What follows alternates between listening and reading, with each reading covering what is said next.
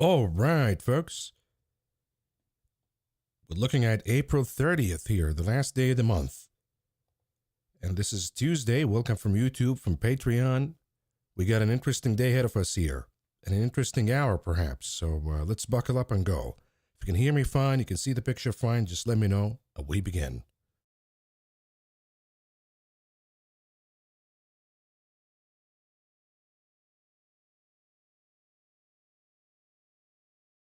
You know, as the popular saying goes, sell in May and go away. And is this what we're about to see here? We'll look at the hourly chart for the SPY.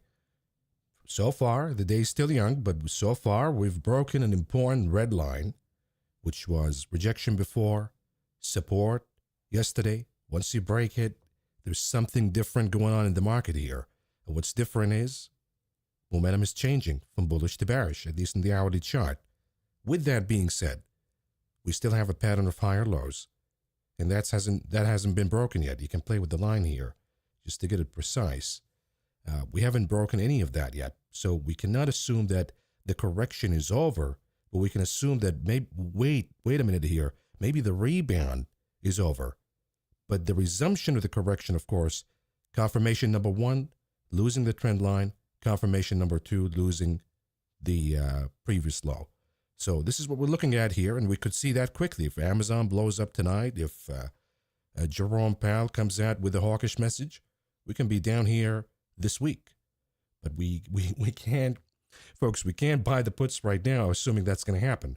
This is why we're doing it one step at a time. 543 today, that's the target. And if we get it, we'll assess here by the end of the day what we should do. Because if we look at the SPY, let's see what the grid looks like today. We want to see the point where we find a squeeze of some sort. So if we look at the expiration date of today, which will be impactful for the price action that we have. So if you look at the calls, the open interest all gone, the volume all gone, everything that's too hot has been annihilated. And of course, the market maker is doing this by design. A lot of folks jumping in the calls wagon yesterday. As you can see from the open interest puts, or open interest calls, excuse me. A lot of folks chasing the rally. Maybe it's over. The correction is over. Let's chase some calls. Tesla's moving higher. Next day, the market maker shoots them down. Now we have the potential for a squeeze. I mean, you see the open interest here. The highest is 504. And I think that the market maker will try to avoid that. Of course, 500 is the most dangerous. But 504, I think the market maker doesn't want that to happen. And this is why we got a rebound here. See, the low was 504.71. So I think that the market maker will try to defend this as much as they can, 504. But boy, if it looks as we're going to break 504 by the end of the day, it could be in a reverse gamma that leads us all the way to 500. So we'll keep an eye on it here. But this is the design by the market maker. They want to annihilate the call options holders today. Now let's take it one step back. Take a step back is what I'm trying to say here, and go to the Dixie. That's moving higher. It appears to me that it wants to break out of this pattern. And look, we can ignore the dollar in consolidations as we've seen here before, but once we begin to move, this is the correction, remember? And once we see a move higher in the dollar, breaking out, you will see reactions in the market and relative assets. And if the dollar is moving higher, now the employment cost index today was a disaster, but if the dollar is moving higher, isn't it really projecting that Powell has no other choice but to come out hawkish? And if Powell confirms, dollar shoots up higher, we see a reversal of the reversal here in the MACD. What happens to, say, gold? I mean, you're already seeing what's happening. Bear flag playing out. We're probably going to see more downside to come. And gold has been a reliable predictor, at least, of what the stock market is going to do so far. You see silver getting hit really hard. Just a gap down to the lower Bollinger Bands. You can't even chase the trade at this point. Either you got in here or maybe a little too late because you're at the lower Bollinger Bands already. But you're seeing it also in oil getting hit. I mean, every asset now with the dollar moving higher, every asset will begin to get hit. You look at yields today. That appears, it's still within range, not breaking out, but still a big pop, bullish engulfing what I see right now. Another worrisome sign for the market. If we look at the VIX, depending on how we close today, if we close at the highs, it could be a bullish engulfing candle indicating a reversal, meaning that this move down is done, and now we're heading back up. If that is the case, then VIX going higher, market will go down. And sometimes the technicals, folks, they kind of predict the reaction of earnings that are about to come. So Amazon could come out with an okay report, but it goes down big, and you realize, oh my God, the VIX was kind of already going higher, predicting that that's going to happen. Now, seeing hedges before big earnings and before the FOMC is natural. I think this is what we're seeing right now, and this is from a mechanical reason, is what's really triggering the correction in the SPY that you're seeing today. But we need to see, I would love to see a closing above 15.5 today, because that would tell me that, look, the VIX is breaking out, and Amazon or no Amazon, the market wants to correct. The market is worried about FOMC more than Amazon's earnings. Amazon is already trading at the highs. I think it might have priced already all of the good news that comes out from the report. So we'll see, but this is the setup for now. And if we look at the bigger names, Apple, do we have anything we can play with here in Apple? We haven't lost 173 yet. If we do that, folks, then we're probably going to close the gap so the 170 becomes an easier trade. Now, Tesla. When we look at Tesla here, we're probably seeing a bear flag. But the call options buying is still intense. There are a lot of folks who, of course, didn't buy here, not here, not here. They chased yesterday, and now they're down, but they want to buy more. So you need to see them giving up the dip buying endeavor. And I think that 180 could be a good target, because if we lose 180, you see, if we zoom in, let's go to 3 minutes, for example. You see how the chart is getting rejected. Here's one. I'm going to mark it for you just to be easier. 1, 2, 3 so far of the 185.58, 185.60, whatever number it is. The high here was 66, but we were close to that zone. Okay, 3 times they're getting rejected. Rising pattern. Maybe we'll give it the benefit of the doubt that's going to break. But if it doesn't, and if it heads down again, breaking the lows here, the pattern of higher lows in the 3 minutes, then the chart's probably trying to do something different. And what it's doing, perhaps, is if we go back to the hourly chart, playing the bear flag and taking the 180 down. And then we have to speculate about the gap here. And after that, the gap here. So, interesting setup for Tesla. But I'm not there yet in firing up the bearish trade, because it could make it here with the higher lows. It could make it above the resistance. So you have to wait a little more for more clarity here in this name. NVIDIA, on the other hand, if we go to the hourly chart, what do we see here? The answer is nothing. It's weakening, but still not losing any important support. So there's nothing we can do here. And look, as NVIDIA goes, so will the market. And right now, NVIDIA is still holding a little bit down. Let's see how much down is it. It's down about 1%, so no biggie here. But once you lose 860, if it does that overnight, then we can be more comfortable that we have more downside to come in the market. Now, let's look at my list here. And the biggest mover is MicroStrategy, of course, getting hit really hard here. It got to the lower Bollinger Bands. It's losing a lot of moving averages. I'm inclined to just keep my shorts here. And the reason is, if it crashes down to 400, that'd be awesome. But what I see in Bitcoin, you guys know what you're hearing from the daily shows, that I'm not going to short until we go below 59,224.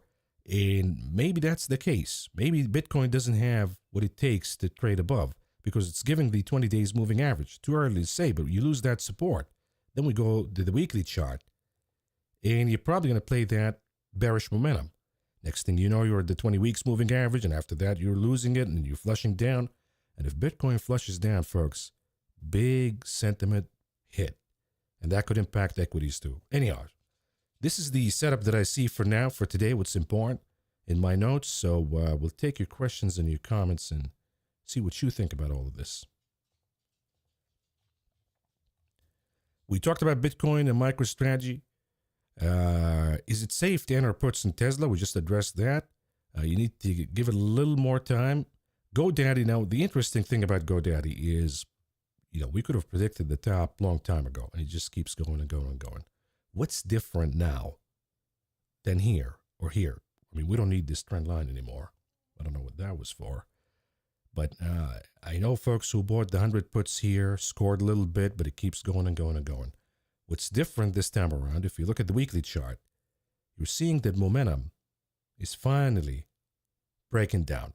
We're finally moving from bullish to bearish. Could the report today, let's see if it is today. That's not today, that's Thursday.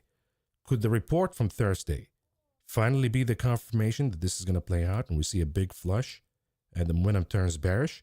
I think it is worth betting now than, let's say, in the previous report on that assumption, because now we have a confirmation, at least from one momentum indicator, that could be the case. Thoughts on Mondelez and Starbucks puts pre-earnings. Now, the problem with Mondelez, it could be cocoa prices, but cocoa prices crashing right now. So even if it comes out bad, we might look at the top of cocoa and say, okay, we have good things to come. The management might address that in the call. So I'm inclined to say that in Mondelez, the risk is actually higher. They could break this resistance pattern and move higher. In the case of Starbucks, we got a report today from McDonald's, and the Middle East problem is still here. I think it impacts Starbucks more than McDonald's. McDonald's, maybe the franchises doing some offers. Folks still consider it as affordable, and a lot of folks attached to it. But Starbucks, specifically in the Middle East, you have a lot of alternatives to Starbucks, much better alternatives. So I think that it's getting hit really hard in that region. If you combine it with China, then we might see this sort of a bear flag here on the weekly chart playing out, and we head down to the trend line. And I think that's a possibility. Now, whether that's going to happen today or this is a weekly chart, it's going to take time.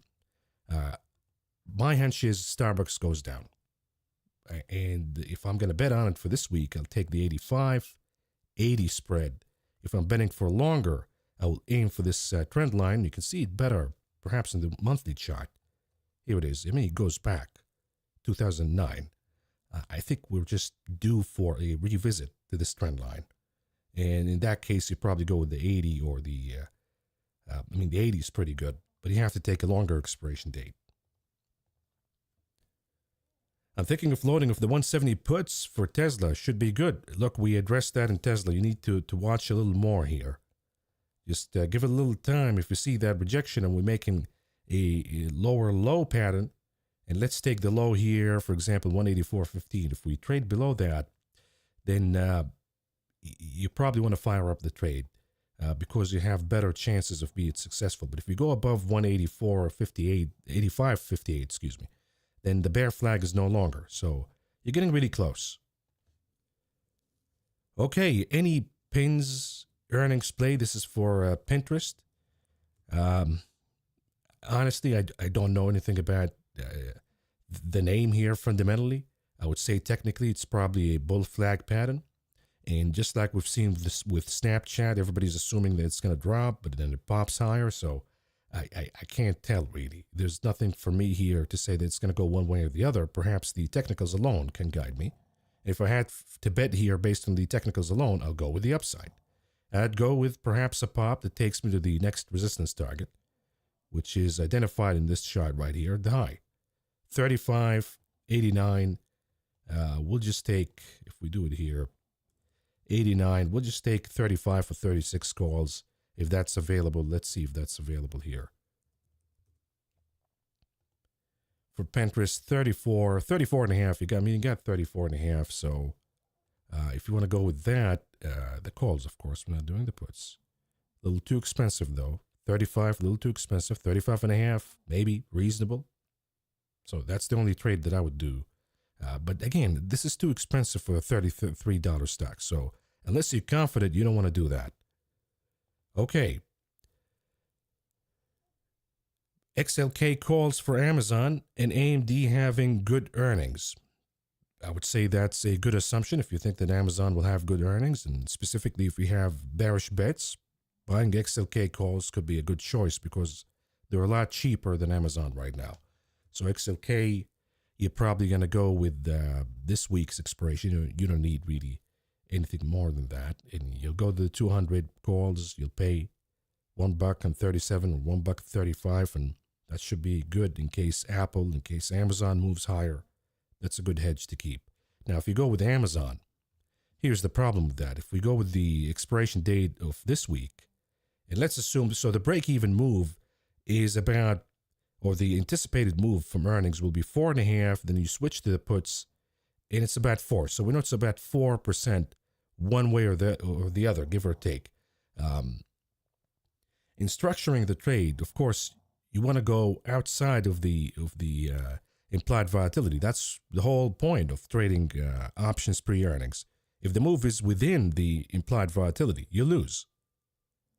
So there's no point. The market maker is already pricing that. So we play outside of the implied volatility.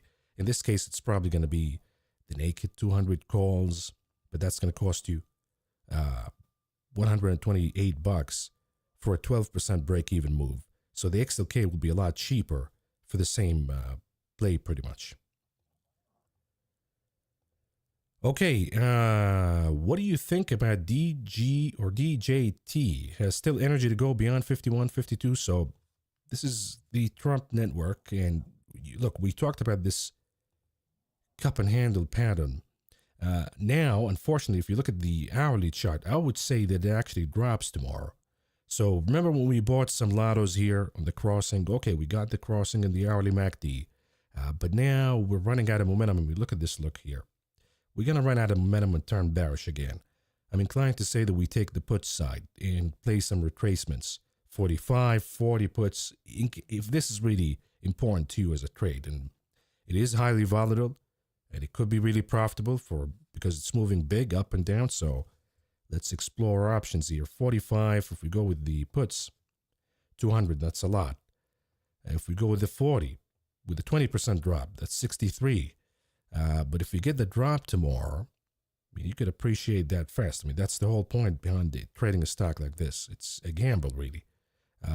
You can do the 45 and then try to open a spread on it with the 40. But, I mean, what is the point? At this point, we might as well go with the high volatility trade with the 40. And if we see a big drop tomorrow, 10% or so, trade will be profitable, double in value. So I would say no, it goes down, not up. Maybe a rate hike instead. I can't say that with Powell. Powell doesn't have it. That's just the truth. I think he's going to dance around the words and maybe be a little more hawkish as an insurance policy to save face. But I don't expect he's going to hike rates. When you have a chance, could you explain the considerations you make when buying commodity futures? For example, how do you decide which month to buy? Let's say we want to play a rebound in CL, crude oil. How would one decide between 1 month, such as July contract, versus some other month like December? Look, when it comes to commodities trading, every contract is being traded as we speak right now. Every contract is worthy of trading, but as you get closer to expiration, some of the shorter expiration ones, in let's say crude oil futures, what happens is the volume dries out. And if the volume dries out, it becomes less favorable to trade that contract. So we usually go, in the case of crude oil, we usually go to the next contract. Whatever is trading right now, we go to the next one. If you trade December, that's fine too. It's just going to have a different setup of technicals. So if you look at crude oil futures and we go, let's say, to the December 24 contract, similar look, and you can trade it technically, and it's still going to be lucrative, and it's going to follow, of course, the spot price. So they're all going to look the same, just different pricing. So whether you trade whatever contract you want, that's fine. It's the same thing. Just be careful of trading the most immediate one as we get closer to expiration because the volume dries out. Now, if we look at crude oil futures, the current contract that we got, what do we see here, folks? Right? If we stay like this, I mean, we're waiting for that breakout, not going to happen now. No breakout. But maybe head and shoulder. And is that projecting a problem in the economy, a recession of some sort? Because we have inflationary dynamics. I think right now crude oil loves rate cuts. And crude oil is not trading pretty good because there is sort of anticipating a rate hike, really. It's anticipating a more hawkish policy. If Powell comes out and he's dovish, crude oil recovers. If he comes out hawkish, I think crude oil goes down further because now the risk of rate hikes increases.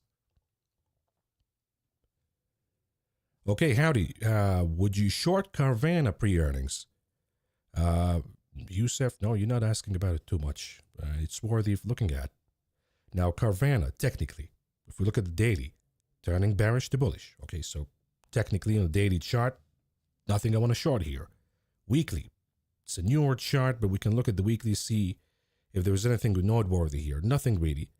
Still bullish momentum, forming a bounce here. So technically, you can't really go bearish Carvana, but fundamentally, is there a reason to go bearish? There's only one reason technically, which is the lower high, right? And then if you look at the MACD, the assumption is here's the previous high, here's the current high. It's a lot weaker, and it turns around after earnings, and we have a reversal to bearish momentum. That's a reasonable assumption. Now, do we have any fundamental reason to say that we should be shorting Carvana here? There are data coming out from the CPI that used cars pricing is down, the demand is going down. If I look at the options and I want to pick a contract here, I would say that this is going to be probably really volatile, and it takes us all the way down to the lower Bollinger Bands if there is a big drop. So I have some targets here to consider, beginning with 72, which is my support, 72 or 70.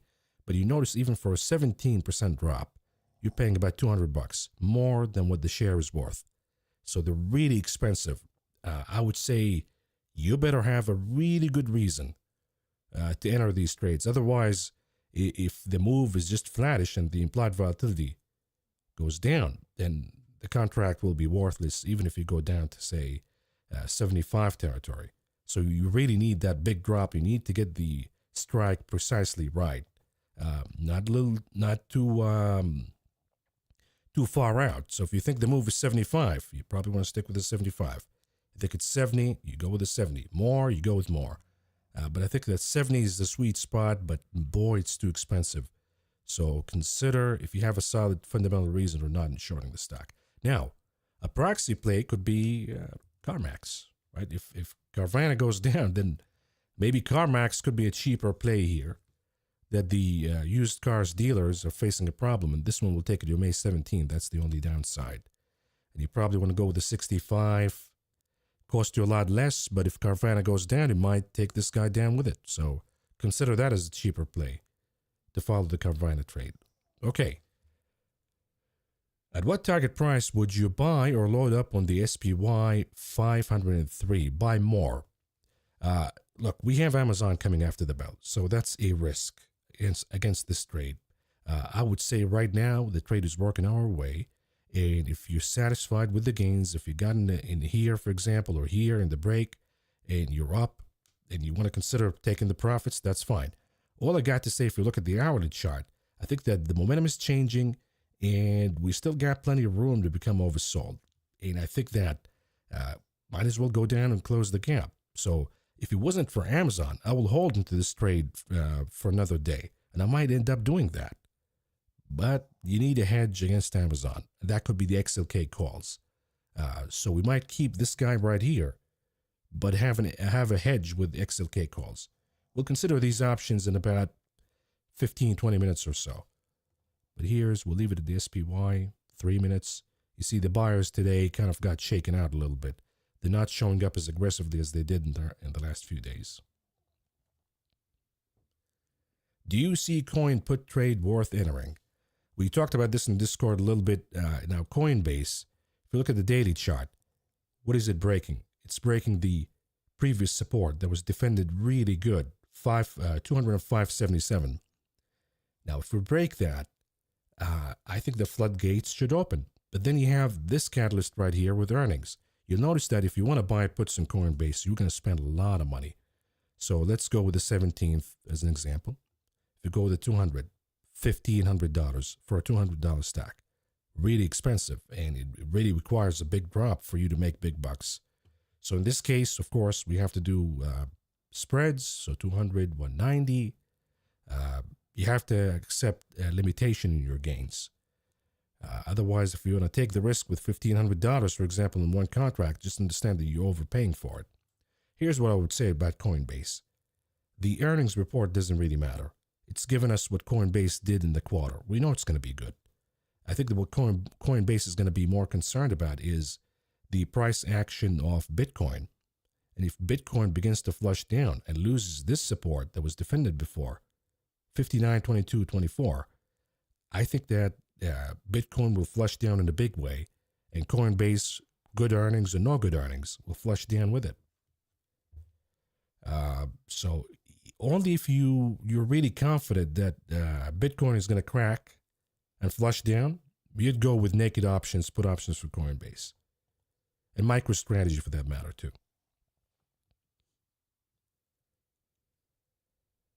Do you still see commodities and miners stocks as good long-term holding against inflation, or do you think the Fed is going to a full ramble on dollar strength?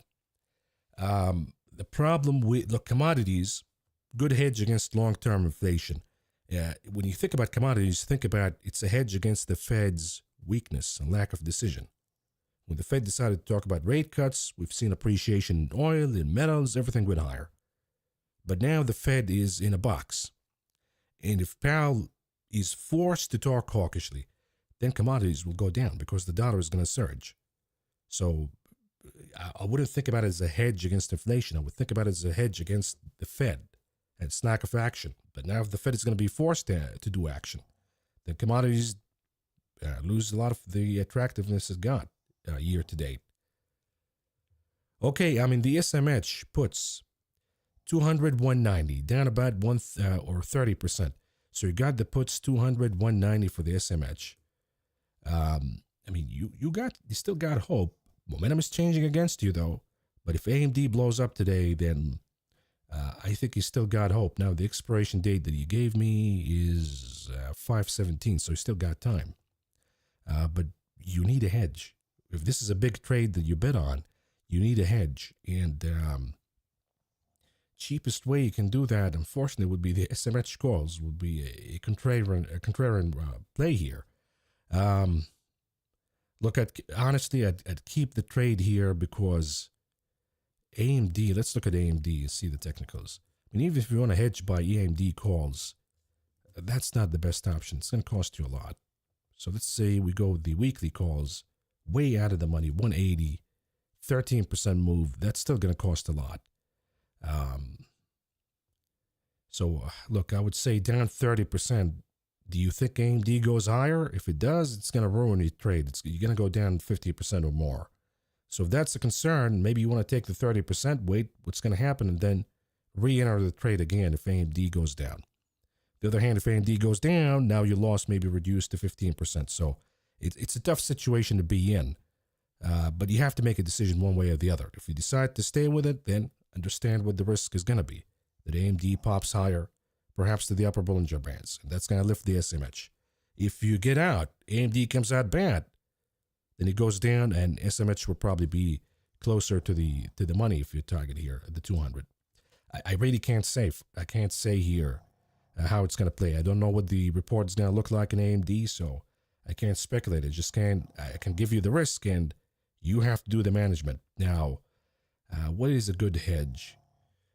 Let's go with since you have the 17th for the puts, let's go with the weekly calls. See if you can take something here as a hedge. The upper Bollinger Bands are 230, so 220 would be a good bet here, but boy, it's so expensive.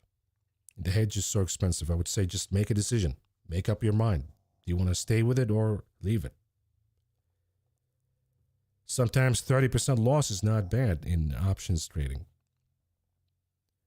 Should I exit my Apple 170 for May 3rd? Puts or calls?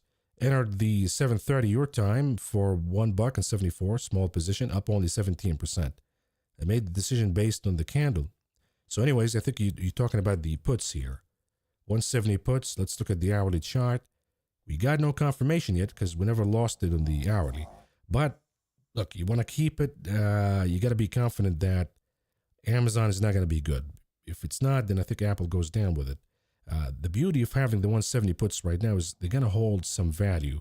If you have, so today is the 30th, and then Apple reports Thursday. So the 170 puts will still hold value. And my 2 cents would say I'll keep that. I'll keep that trade overnight. It's risk, but it's going to hold value because of the implied volatility in Apple. Jim, when planning a trade, you may look at the chart. For example, you see a 3% drop coming. You want to sell limit order to sell that level. How do you know what the options price will be at that level? Well, you look at option strat. So let's say the SMH, and we're betting that AMD is not going to be good, and we're going to head down. We're trading at 216. I think we head down, let's say, to 207.5, right? Or let's say 200 even. A big drop in the SMH. But I take the 207.5 as my trade. Okay, how do we know? We go to expand and go to 200. If it drops to 200 tomorrow, here's what the contract is going to be worth, right? Here's what your risk is going to be, your gains. So it gives you calculations, but understand that before an important earnings report, the implied volatility increases after the volatility goes down. So you have to play with that volatility a little bit and see if you're still okay or not. So 44% will probably drop by about 5 or 6%. And you need to play with this a little bit more and see if the gains are still good, or would you be at loss if the volatility goes down. So again, really useful tool here to use. I entered the SQ's 12 calls, 18 or 18 cents for May 3rd based on what you said, the 430 loss hourly. How Apple was crapping the bed. Okay, so you're talking about Apple, the trade for Apple. Look, if you have the SQs and you have Apple puts, then if you have the SQs calls and Apple puts, look, it's redundancy. Just leave one. If you like Apple, leave Apple. If you like, now I would say that I would book the profits from the SQs calls and leave the Apple puts, because those are going to hold value, even if there is a rebound overnight. Because Amazon is a risk. So if you have both of them, just book the SQs calls, leave Apple holding. Okay, thoughts on CMG puts. CMG puts, that's Chipotle. It's still a strong name.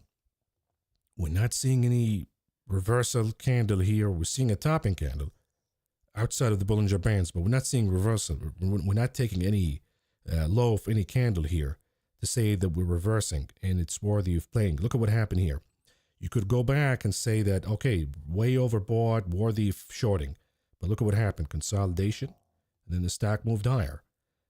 So you need to see a reversal sign before you take a shot against a strong name like this. On the weekly chart, no reversal here whatsoever throughout this rally. Reversal will be if we lose the low of this candle. So it's a long way to go before we have a confirmation that Chipotle is a short. Okay, Amazon must be feeling the impact of inflation, like Macca's and 3M. I think there is a degree of that. They're obviously paying higher wages. They're buying more cars. And if the volume of sales goes down, and I see a lot of anecdotal evidence that folks are not ordering as much as they used to from Amazon, if that is the case, it could be a problem for the company. And I think we'll see that increase in costs, no doubt about it. Now the question becomes, is AWS growing by insane margins now? And if it is, it could overshadows the loss in revenue from less ordering and the increase in cost. It's a complicated report, always, Amazon, just because it has two different businesses. Okay, to the comment about rate hikes keeping crude down, wouldn't rate hikes cause recessionary environment, which would in turn cause cause oil to run up? No, a recession environment is not good for oil.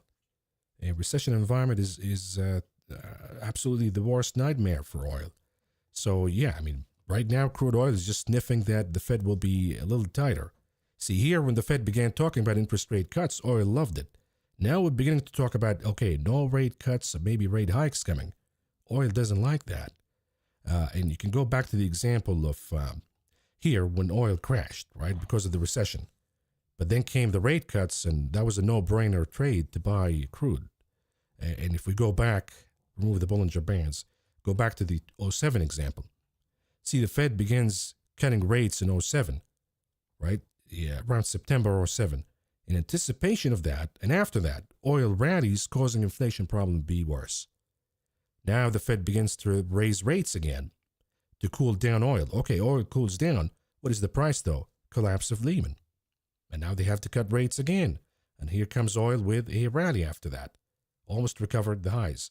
So oil loves rate cuts. It hates rate hikes. Absolutely hates. Okay, how do you manage swing portfolio positions in a downturn? Do you have max loss along with key levels in the same way you do with options trades for portfolio positions, meaning owning stocks? In a downturn, you have to have a stop loss specifically before, let's say, important earnings, before important catalyst like the FOMC, and you also have to have a hedging strategy. I'll give you an example. So Dunkin' Donut, or not Dunkin' Donut, but Krispy Kreme was a new position that I bought. And I still like the catalyst for the company. But we bought it right here in this pop higher. Now, we had CPI coming out, important catalyst, and we decided to hedge by getting a stop loss order. It wasn't worthy to buy put options on new positions, so I just got a stop loss order at 14. Once we got below 14, the losses stopped. And after that, you see it drained all the way to probably closing the gap here. And then we'll see what the report does. So this is a case where stop loss works out pretty good. In another case, new position also for it. So we bought it, 13 calls, got all the way here. So far, so good. But we had to hedge. So I bought the 13 puts on the name. And I sold the 14 calls to finance that. Once the stock went down below 13, you have the option of either exercising the puts, booking the difference, the profit from the puts, which will compensate you for the loss in your position, or you can just exercise the option, and I did that in the case of Ford. And if you exercise the option, you preserve the right of selling your stock at the price level that you chose in the puts. So hedging strategy is important, and I think it paid off in these two examples. So each case is unique. Sometimes a stop loss is better. Sometimes a put option is better. Here's the downside, though, with the stop loss. If you have a big gap down, then the stop loss will trigger the next day at a lower level. So if the drop doesn't happen midday, where the stop loss can be triggered and protect you, if there's a gap down, you lose a lot. So put options in that case, if you anticipate a gap down, such as after earnings, you want to go with the puts, not the stop loss. Okay. Christine, what is the best hedge against my long puts today? So I think because of Amazon, XLK calls will be pretty good. Even though, look, I mean, it's weakening. It's probably pointing out that what's going to happen in the market is Amazon not good and we go down. But we don't know that. So we have to hedge. And hedging will be XLK calls, 200, cheap, cost you about $100. But if you have a lot of put options that you bought, I think it's worth it to have that exposure. Hey, Mav, thoughts on HAS hedge? It's been bleeding all day. So I think we talked about this no, we didn't talk about this. I thought we talked about it. But here comes the report. You see the gap. In this case, you're probably heading into a gap and crap, right? So a gap higher to accommodate for the short covering after earnings. But then you go down to close the gap. In the case of this guy, Google, now a lot of folks assuming the same will happen, but you got to be careful. This is a name that's different than this name, which has probably not a lot of demand. We already taken the lows of the break candle when we blasted higher. In the case of Google, you have to really look at the weekly chart and at least take half of the body of this break candle before you're sure, because this is a more popular name. Now we go back to your example here. How do you hedge? You have to assume that this might be closing the gap in a couple of days or so. So you need to have a hedge at the 20 days moving average here. And that could be, I don't know if the 58 is available, or do you have to go to 60? May 17th, you have to go to 60. There's a 57.5, which would be good enough, and that cost you about 25 cents. I think that's worth it. If you have the stack or you have calls on it, I think this hedge is really worth it. 25 cents a piece. If it goes down to closing the gap, at least you're not losing as much as you would have just holding the call options or the long position.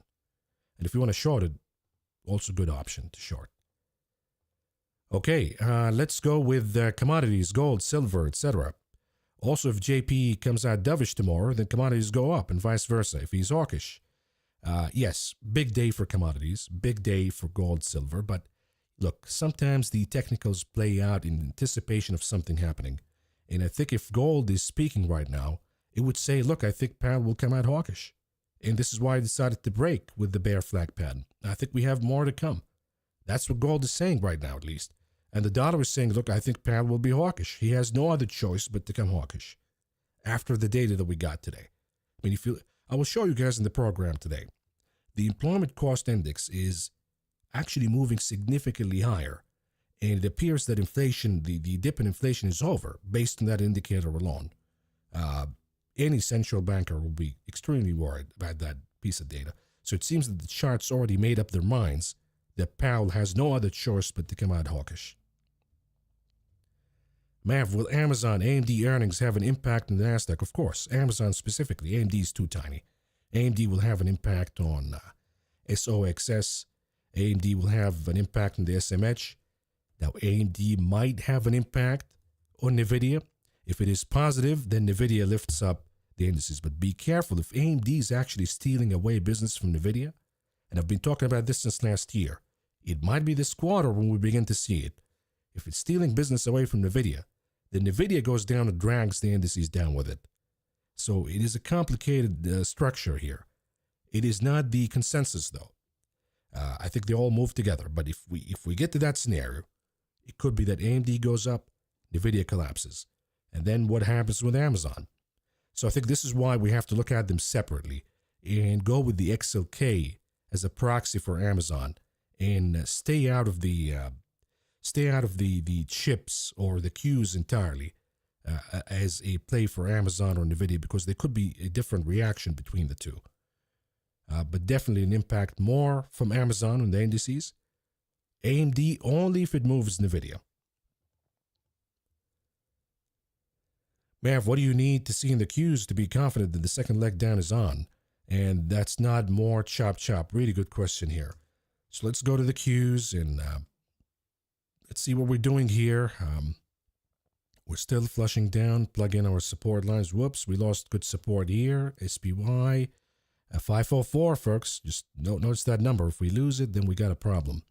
So we go back to the Qs. Here's the daily chart. What does this look like here? It looks like we got a rejection of the 20. The odds say that we're heading down. But of course, got a good catalyst here coming from Amazon. So we have to be open-minded. How do we know that it is for sure that we're heading down to the second leg of the correction? Well, you have to eliminate the trend. This trend I'm placing based on the continuous chart. But you can play with it with the regular chart that you got. Number one, breaking the trend line. Number two, taking the lows. I would say if we break the trend line, that's going to increase the odds to over 50% that we're going to have a second leg. If we take this support here, 418.85, it makes it, let's say, 75%. You take the low here, it becomes 100%. So it's a game of probabilities. Right now, we've increased the probability that we have a second leg, but it's one step at a time process. Now, again, we talked about charts moving in anticipation of things. And I think that the Q's moving this way, my 2 cents, it's probably sniffing something bad in Amazon. But we'll see what happens.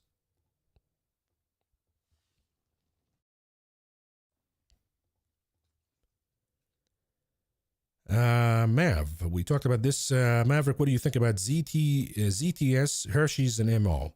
So ZTS has an earnings report coming out. It's on my list because I've been considering buying the stock for a while. So this is coming out Thursday in the morning. We can wait on it. I think I need to see the report because we closed the gap here. And if the report is good and the stock moves higher, then I'll be interested in buying it. Now, as far as MO, that's a stock that, you have earnings coming out here, already came out. Look, this is either you really believe in the company, you want to lock in that dividend, but experience the chop. Now the dividend here that you got is but 9%. So it might be 9%, but again, I want to show you something here. In this move alone, you've lost 10%. Since the, let's say, February highs, and if we take a measurement here, you're down 8%. So this is something you have to consider, whether the dividend is really worth it in this name or not. You have Hershey's, that's Friday. I think that with cocoa prices cooling off, you see the stock beginning to catch some momentum. Now, it's been holding as cocoa goes higher. What is the conclusion here? If cocoa indeed is given up and the top is in, I think Hershey's goes higher, and the report will be confirmation. For longer dated naked puts for Starbucks, what is your initial thoughts? January 25, 80 puts? I mean, January might be a little too far, right? I mean, what if the report pops it higher? Then it makes the 25 for, it makes the 80 puts for 25 obsolete. So you need to go maybe May or June for now. I would say June is a really good expiration date if you want to go with the 80. So if you go to June 21st, 80 is okay for that expiration date. Now, if you go May 17th, we'll probably want to do the 85 and then sell the 80. And that should be a really good trade because you're spending about $100, 19 cents, 20 cents, and your maximum profit is 380. So that's not bad. Risk versus reward. If you go for this week, not worth it, right? So might as well go with the monthly expiration. But if you want to go for the 80 naked, I'd go for June. And it's not a bad trade. You don't need to go too far. Okay, let's do here. Mav, might oil behave differently in stagflation? And is 2007 really good example? No, look, oil is really sensitive to the Federal Reserve policy, as we said. I think that's what it really cares about. And right now, it is sniffing a hawkish Powell. We have so many indicators that Powell will probably be hawkish, not because he wants to, but because he got forced to today. So, well, look, stagflation or no stagflation, I think that oil is a better indicator for the Fed policy and anticipation of thereof rather than playing stagflation or inflation. Hey, Mav, I know you've been busy. Just a reminder. Yes, I'm really sorry. I apologize for that, but I will get back to you. I promise you. New York stock markets. Hey, Mav, what tool do you use for charting? We're using TradingView.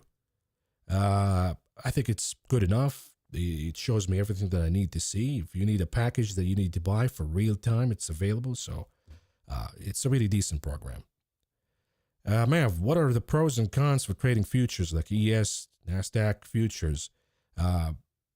There is advantage, which is if you're trading continuously, of course, it makes sense to do the continuous contract.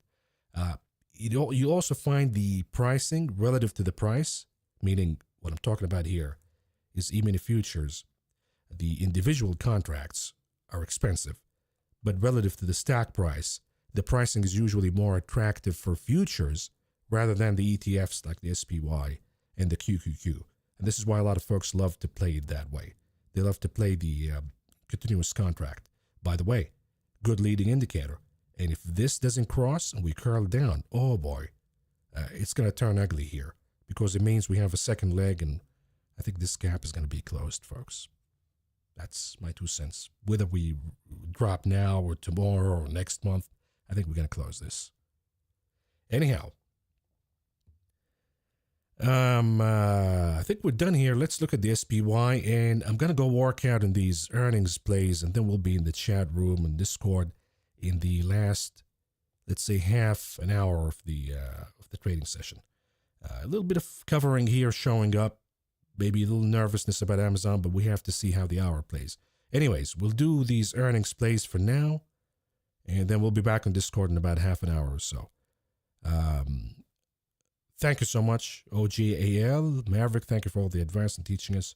Virtue of patience. Appreciate it. Dr. Business Fart, before we go, keeping the 170 puts, yeah, but close the SQs because I think that you don't want redundancy. If you haven't entered an NVIDIA trade, I think you need to see that you're losing 860. And there is no harm of waiting till we get AMD out of the way.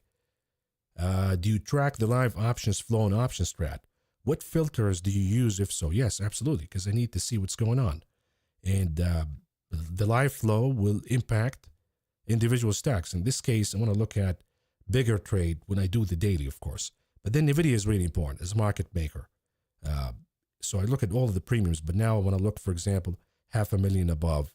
I want to see the buy side because that's more impactful. I want to see out of the money. Now they're all calls, right? So the bias is still in NVIDIA higher. And that tells me that, okay, maybe it's not yet the time to place a short in NVIDIA. You go to the highest ones, you'll see still the millions. They're all calls. So, it's a really important tool to use. And of course, if you use let's say the $1 million filter, you want to see if you're seeing big trades to the downside to counter. This is 820 here with $9 million. You need to see bigger bearish volume to counter that. Otherwise, the gravity will be to the upside. So anyhow, this is how we use it, but let's go and do these earnings plays and then come back on Discord. Last one. Worth loading in Meta puts 400 for June. Meta, let's look here. Daily chart, a little oversold, but I think that Meta will head to the 400. Okay, I think that Meta is just overdue to do that move. It's just waiting for the Bollinger Bands to expand before it does that, meaning that you're going to need a longer expiration date. But we're below the weekly average. I think we're heading down to 400. That's, I would say, a slam dunk trade, but you need to go to June to be sure. Anyhow, folks, let's just wrap it up right here, and we'll be back on Discord in the last half hour. Thank you for joining us, and take care.